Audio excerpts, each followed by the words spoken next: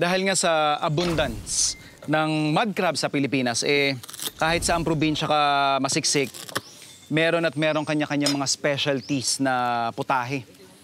At ito naman, ito yung entry ko na kadalasan ginagamit kong siguro pag nagte-trade test ako sa mga restaurants na ina-applyan ko, ito, yung bit-bit ko talagang putahe.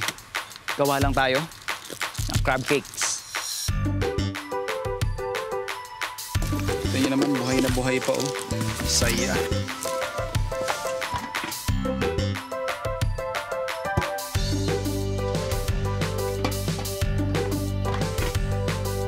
So, more or less mga after 10 minutes, pwede na nating hanguin to.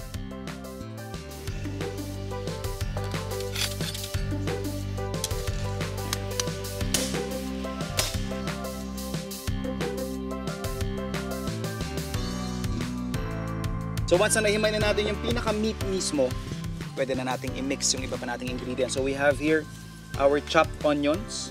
Parang pinaka-extender na lang din natin yung ating boiled sweet potatoes.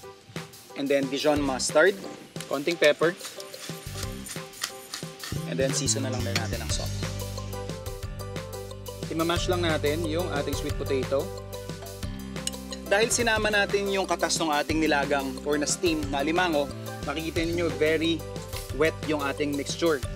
What we can do after adding in our mayonnaise, pwede tayong maglagay ng breadcrumbs.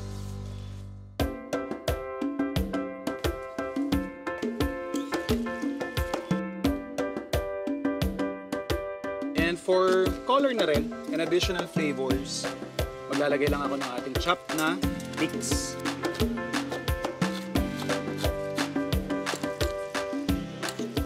So, ito yung consistency ng mixture na hinahanap natin. And better if you rest this or i-chill mo siguro for at least 30 minutes bago mo siya i-form. Dredge lang natin into flour. Then sa egg.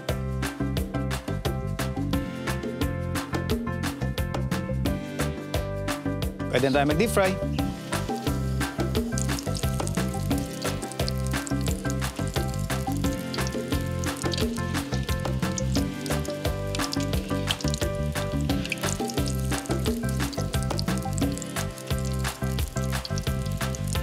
For our sauce, basically kung ano lang din yung pinanimpla natin, mayonnaise tsaka yung Dijon mustard natin, lagyan lang natin ng pickle relish.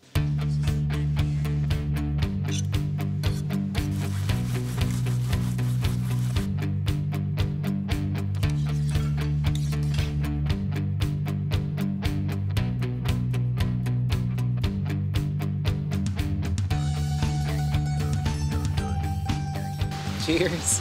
Yun!